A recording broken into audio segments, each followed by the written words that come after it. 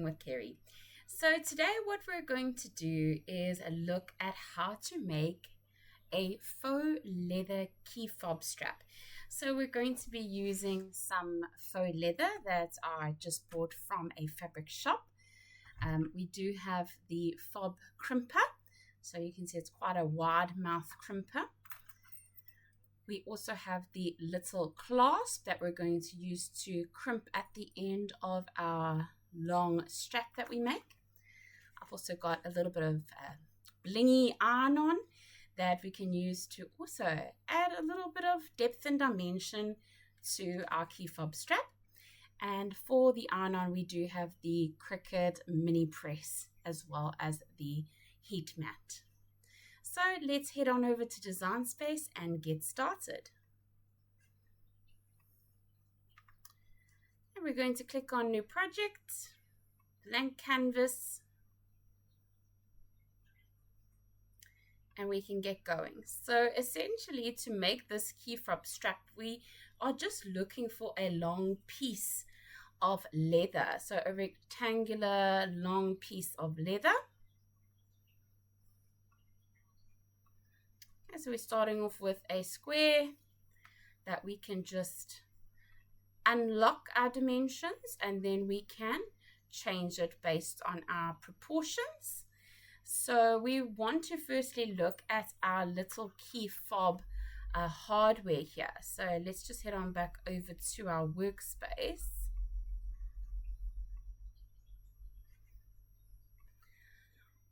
We then are looking for what is the width of our rectangular piece that we are going to be using for our key fob strap. So we would want it to not be bigger than our hardware as such. But we wouldn't want it to be too small because we do want these little teeth inside to catch and hold on to the leather. So if we look at our dimensions, it is approximately 2 centimeters. So that should be good to fit within our hardware. So that's what we're going to go over to Design Space and make sure that we get a 2 centimeter width.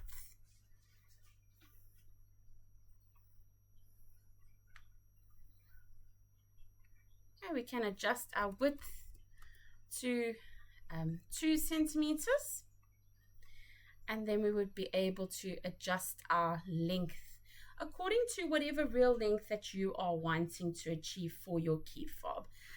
It really is dependent on you. There's no right or wrong answer. I think for me, I want my finished product to be about 9 centimeters long in terms of my strap, so I'm going to double it and looking at a 18 centimeter by 2 centimeter piece that would be folded in half, and we would then be able to get that loop, that strap that we're going to be achieving for the purposes of our key fob. Now you will find that when looking at your leather, it does depend on the leather that you are using. However, the one that I'm using today does actually have a white inner. So to just make this a little bit nicer, because when you fold over your key strap, you're going to have this white coming through from the key strap holder. So to make it a little bit more interesting, I want to cut another piece the exact same size as the faux leather, but an iron-on, so that instead of having a plain white background, I'm going to have a little bit of bling peeking through on the inside of that key fob. So heading on over back to Design Space, I'm going to duplicate this because that's going to be representing my iron-on, and just change the color so that Cricut knows that this needs to be cut out on a separate mat. Once we are then happy with our design, we can start preparing our mats and get to cutting. You don't have to leave it there. If you would like to have a design as well on the outside, you could do so. You could even put things like someone's name or whatever it is based on what you are gifting. I think I'm going to put a few little paw prints on mine. So let's have a look at the images. I very recently and unfortunately lost one of my kitty babies to kidney disease. So she had chronic kidney disease. She was initially diagnosed in April. So we got a good extra 6 months with her. Of course, it's never long enough. We would certainly have had more if we could. But yeah, it's very sad to lose one of your long-time kitty companions like that to chronic kidney disease. So that's something we're dealing with at the moment. And yeah, some little paw prints across my heart would certainly be a nice little addition to this key fob. So I'm going to duplicate this. I'm just using the iron-on as a guide for the width that I want to make these paw prints, because you don't want to have a situation where you cut out some iron-on and it's not going to fit. Of course, we're going to be fitting it on the black part, but it doesn't matter because these are duplicated. They are in fact the same. So I'm just going to get my paw prints that I have duplicated and I'm going to align them. I'm going to center them horizontally just so that they are well aligned, and then I'm going to attach them because I do want them in a single strip. So I do want them as a single piece. I don't want to have to try and match the 4 with the other 4 and try and eyeball it when it gets to the point of ironing it onto my faux leather. So I'm just going to click on the more tools, and I've got them both selected, so I should be able to unite them. Okay, so that means that they're going to be kept together. They're going to be cut out and kept in the exact same positioning in relation to one another. Okay, so we can cut this out of perhaps a different piece of iron-on, or you can use the same silver, depending what you have available for you. Because my little kitty was a girl, I'm going to make these paw prints pink. And you can do the paw prints on both sides if you want, or one side if you want. So because I want 2 lots, I'm going to duplicate them, make them pink as well. So we can then put them on either side of our leather strap.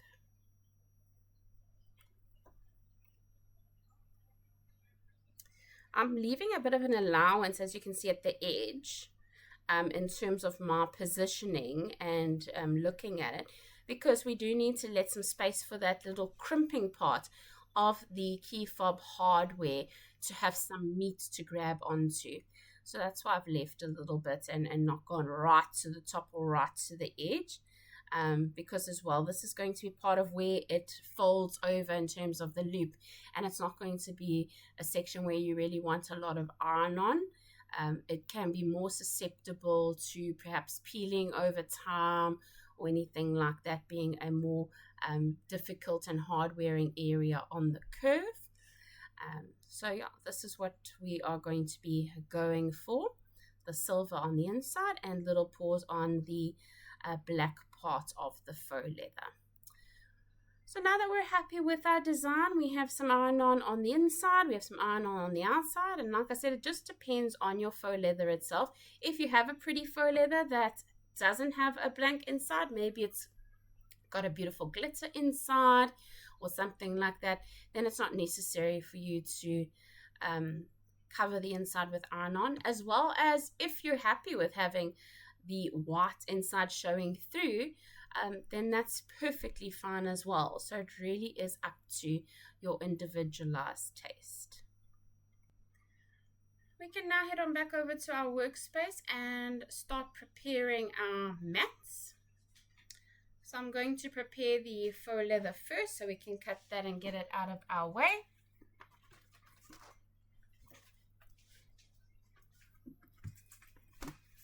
we'll be using the standard grip mat for both our iron-on and our faux leather. So as you can see, this mat's definitely going to be one of your more hard wearing mats. It's something that you're going to be using for majority of your materials. I think we've used it in most of our videos up to this point, with exception of our cardstock projects. But certainly green mat, always a good buy, always something good to have on hand. If you do see them on special, I definitely recommend grabbing a few, because they are, you know, one of your hardworking mats. Okay, we can head on back over to Design Space so we can click on Make and get going with our next steps.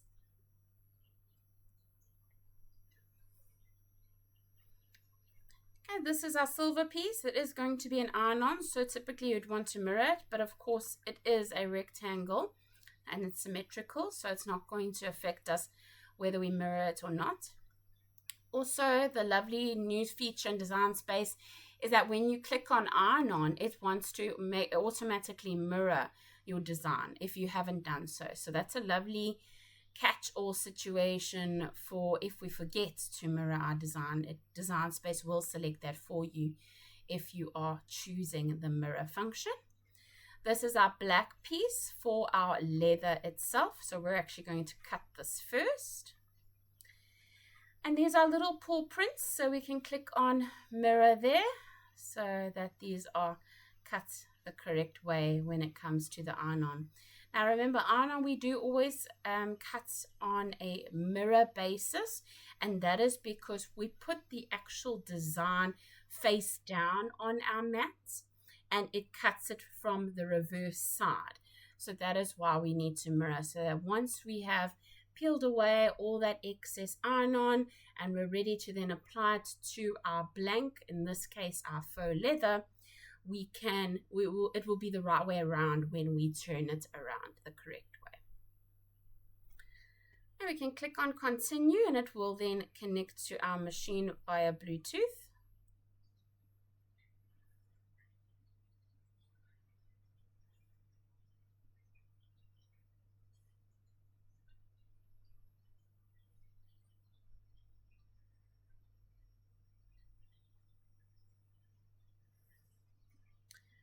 It's on the pink mat currently, so I'm just going to switch it over to the black mat. You'll see that this one is the one that's highlighted. These other two, number 1 and 3, are grayed out.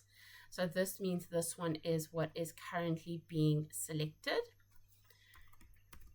We're then going to search our materials for leather. And here we get a number of different options. Typically, I choose the paper thin faux leather. Most of your crafting type leathers are faux, are thin. This one as well is quite thin. I wouldn't say it's quite paper thin.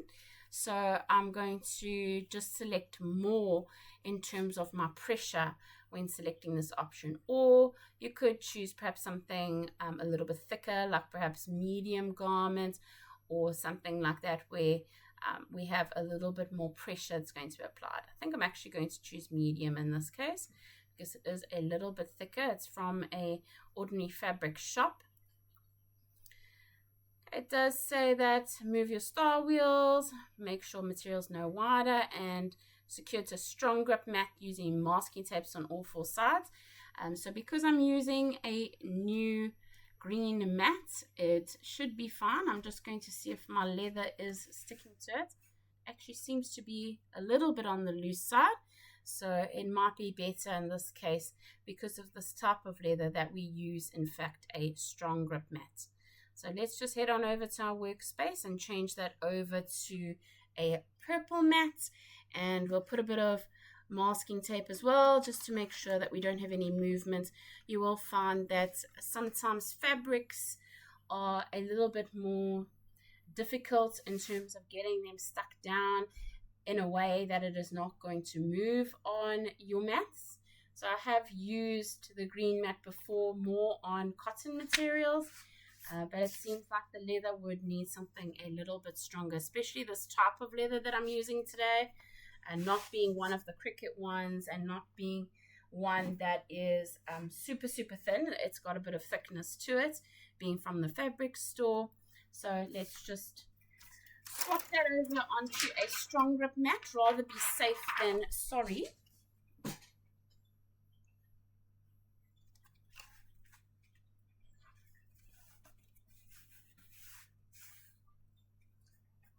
This feels pretty good. I shouldn't need masking tape for it, but we will see. If we do have a movement during our cut, then we will recut it using masking tape, but it really does feel pretty secure. It doesn't feel like it's going to budge. I'm putting quite a lot of pressure here. Doesn't feel like it's going to budge. So let's give it a go.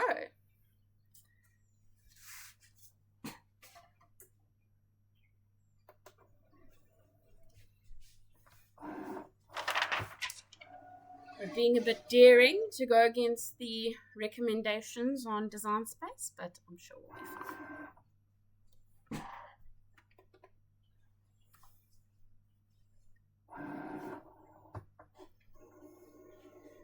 If you are using a faux leather that's perhaps a bit thicker, or something that's a little bit more of a difficult material, a bit more durable, a bit thicker, then you might need to use something like a deep point blade. But typically your faux leathers, you can get away with your fine point blade, which is really great because that also means you could cut this technically on a Joy or a Joy Xtra. So not necessarily needing the Explore Maker range where you do have the access to that deep point blade. So you would be able to get away with it with the smaller machines as well. So you don't need to think that because I have a Joy or a Joy Xtra means that I can't cut faux leather. That's not the case at all. Before I unload it, I'm just going to check that it has in fact cut all the way through.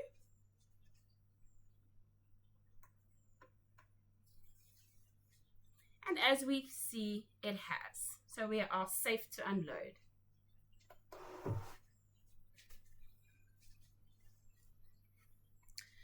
So that worked out quite fine. We did not need to go ahead with the masking tape. As we can see, it cut really well. And because our mat is fairly new, we didn't need to go the route of using the masking tape.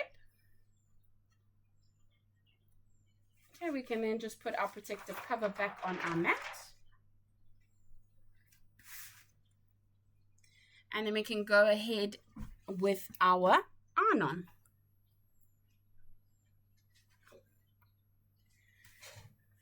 Iron-on vinyls, we always use our green mat. And with our iron-on, remember we said that we're going to face it with the design or the pattern face down.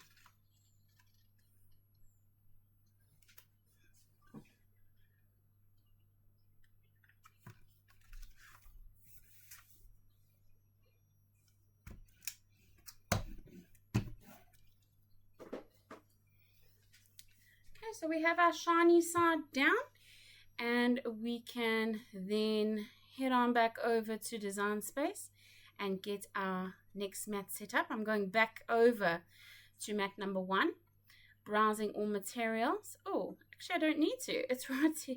Oh no, this is vinyl. My bad. Let's go over and search. It is a holographic sparkle iron-on, which would be this one. And they do tell you here to make sure mirror is turned on. Yes, it's green button, so it's on. And iron-on material is face or shiny side down. So yes, we have checked that. And we can head on over to get cutting.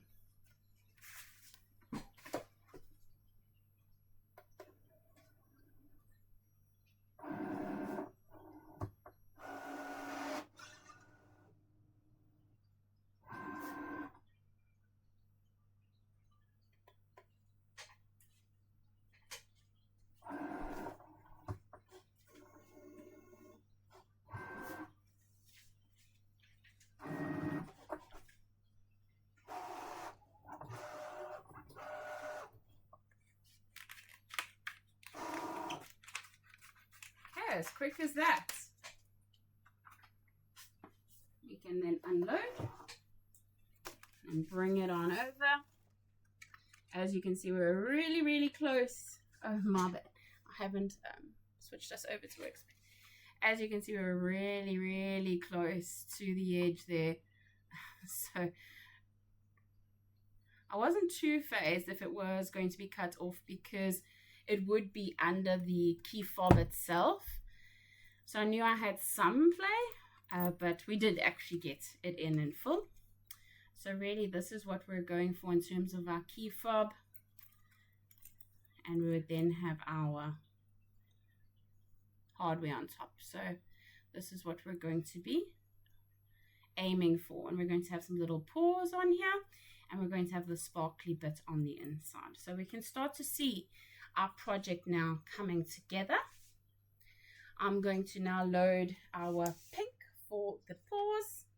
So this is the Everyday Iron-On, Cricut Everyday Iron-On is the pink. It normally comes in a sampler, or you can get it individual. But in the sampler, it normally comes with a red and I think a black or a white. So they do have a sampler with the pink in. I do like to get samplers because you do get a variety of materials. And you can try lots of different colors, especially when you start out and you're building up your color bank for your craft room or your crafting space. We can then head on back over to design space, and we're going to be selecting the Everyday Iron-On because that is the type of iron-on that it is. So it's Everyday Iron-On. It's not the mesh and it's not the mosaic one. It's just the plain pink. And we can then get loading.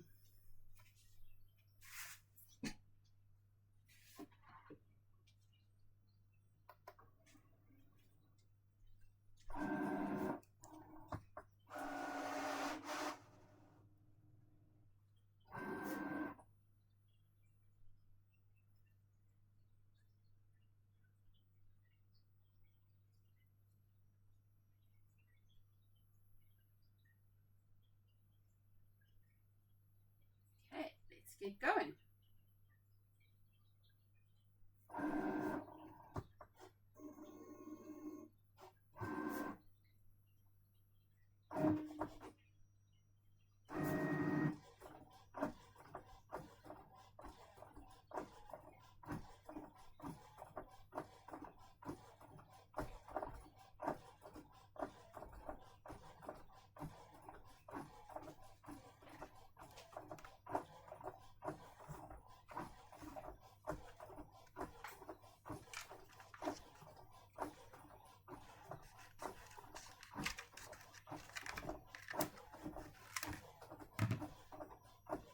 In the meantime, I'm going to start heating up the press.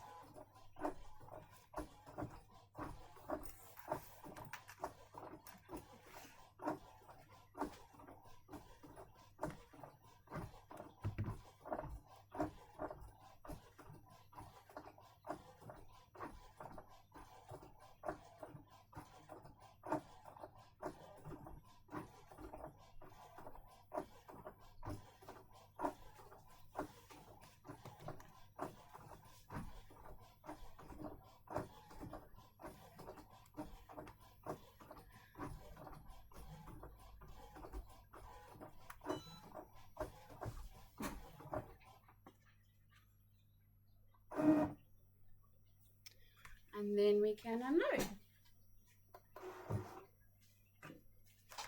Bring on over to our workspace.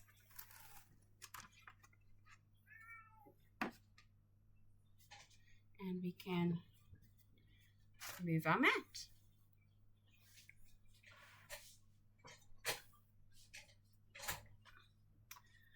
Okay, I see our little pores here. So we can cut off our excess pink. And we do have our holographic, so I'm going to start off, remember you're peeling it from the back. Your carrier clear sheet is left on the front of your iron-on. And here you can see exactly how close we really were to the edge. So not much weeding involved, but this is what's going to go on the inside of our key fob. So as you can see, when you are attaching that to your keys, you do have some space and it looks quite pretty. So even though the inside is going to reflect at times, you still have a beautiful inside to your faux leather. And then we have our little paw prints that we're going to be putting on the front. So I'm just going to grab a corner. Just get it off of the initial carrier sheet. And pull back.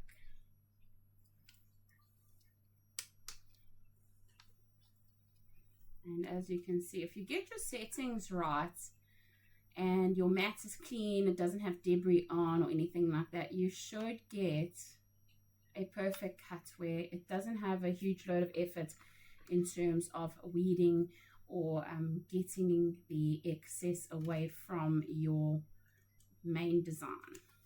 And so these are little paw prints that we want to put on the front of our key fob.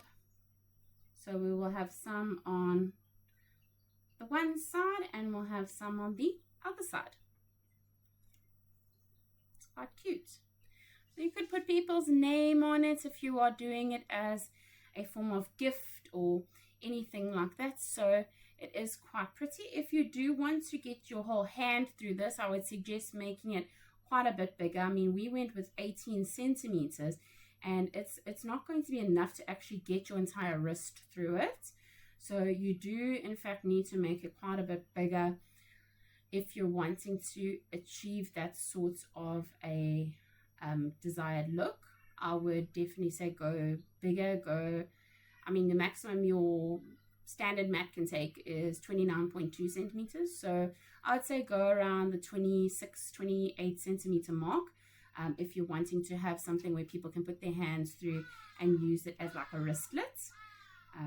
So yeah, just depending on what you're going for, that's going to impact your final measurement in terms of your key fob design. Okay, so our mini press is on level 2 heat. I do normally recommend going a bit lighter on the faux leather.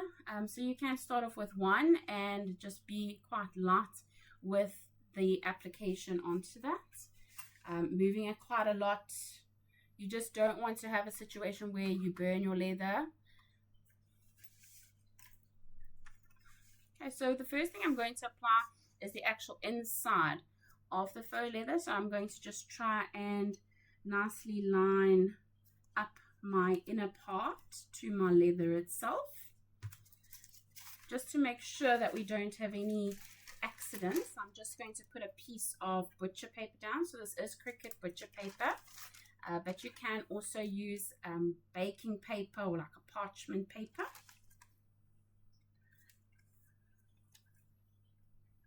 I just don't want to get iron-on or any mess from leather onto my Cricut heat mat. And once you're happy with the liner, I'm just going to cover that again with the butcher paper and apply some heat. You can use the Cricut Heat app on either your phone or the Heat app on your computer or tablet, and just input there what type of iron-on you're using, what type of blank you're using. So in this case, faux leather, and it will actually tell you the time as well as the temperature that you would need to use to press that particular iron-on onto that blank material. 2 is normally a good one if you're using the mini press. I find that 1 seems to not really give enough heat, but 2 seems to be a good medium. Just giving it a little bit of pressure and a little bit of heat. So your Cricut iron-ons are all a cool peel. So you can wait for it to cool down. It is pretty hot. Or if you're like me and you're a little bit impatient, I normally just flip it over and I rub it against my granite kitchen countertops, or you can even rub it. I'm rubbing it against the wall. It's a nice cool surface and it really just cools it down a lot quicker. So you can soon peel it off and have a look at what you have. Okay, so I'm peeling it off. And there we have our inside of our faux leather strap. I think it looks really nice. It's definitely going to be eye-catching on my strap of keys from either the outside or the inside. So I do like to put this little clasp on last. It can be a bit difficult when you've put this on and now you've got this to contend with because your leather is no longer flat. So I like to finish doing my ironing first and then go ahead and put the hardware on last. And we next have our little paw print. So I'm just going to get a rough idea of where I have to work with, what kind of space I have. Okay, so that looks all right. We've got some space at the top for our hardware to fit, and I've left some space at the bottom so that we're not going to have issues with that fold over. Now I'm just going to try my best to center it with the space that I have available. Okay, once you're happy with it, you can then just fold over, and I'm going to give it just a little bit of heat, not too much on the leather side, because I do find that holding it down in one position for too long or too much heat with leather, it can leave some marks, which I want to avoid. I'm using the cooling down quickly trick, rubbing it against the wall. Please excuse my arm in the camera. Okay, but just trying to rub it on a cooler surface so that we get it cooled down, because remember, if you do peel this while it is hot, it's actually not going to adhere at all. Let's see if we have applied enough heat here. It seems that we have, and all our little paw prints are nicely stuck down. If you want, you can just give it a quick little flash to make sure that everything is very nicely adhered to your faux leather. And then we want to repeat that on the other side for our little paws, and then we can proceed to actually finishing off our little key fob.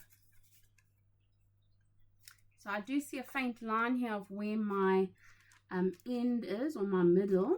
So I'm going to just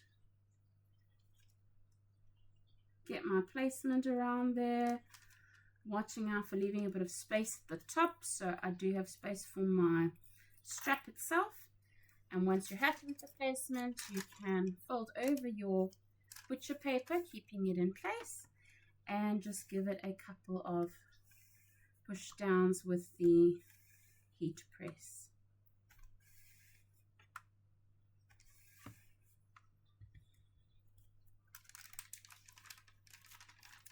Okay, and then one more time, cooling down this iron-on, rubbing it against the wall, rub it against a counter surface that's not going to mark, please. Please don't ruin any of your mats or your surfaces, but I find that my kitchen granite does quite well. It is fine with a little bit of heat, so it can normally withstand that, and it cools down my iron-on quite nice and quickly. Okay, so there are our little paw prints. I'm going to give it one more quick flash over just to make sure that everything is very nicely adhered. And there we have it. So we have our little paw prints for our little faux leather key fob strap.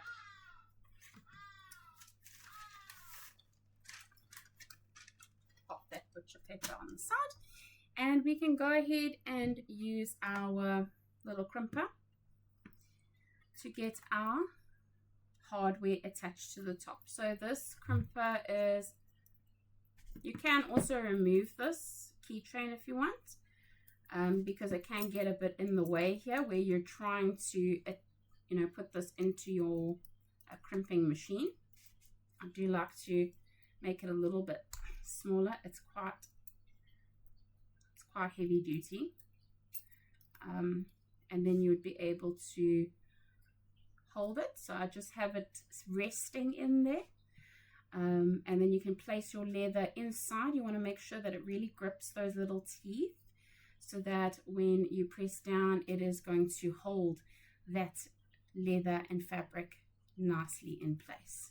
Okay, so you want to fold it over, get your tops all matched up. Then you want to center your leather in your hardware itself. When you're happy that it is even on both sides, you can press down. Okay, press down as much as you can and release. And there we have our little key fob. Just like that. Lovely little gift add-on. Like I said, you can add people's names or something that really has some resonance with them themselves. And yeah, it's as easy as that to make a lovely, very personal gift for someone. I hope that you found this to be helpful today. I would love to see what projects you're making, what type of gifts you're making, especially with Christmas coming up. I think these would go great inside Christmas crackers. So I definitely want to make some of my own Christmas crackers coming up in the next week or two. And we would be able to then put a gift like this inside the Christmas cracker. What a wonderful homemade gift. I mean, people won't even know that you've literally made this yourself, especially for them, and placed it inside a cracker that you made yourself for Christmas. So thank you so much for joining me today. I really appreciate everyone who does tune into my videos. It really means a lot. I do this because I absolutely love it. I love to share knowledge. I love to teach people. And I would love to see what you're all making with your Cricut machines and in terms of your crafting. Thanks again for joining us today. Don't forget to subscribe, like, share this with your friends. And I can't wait to see you in the next one. Happy crafting!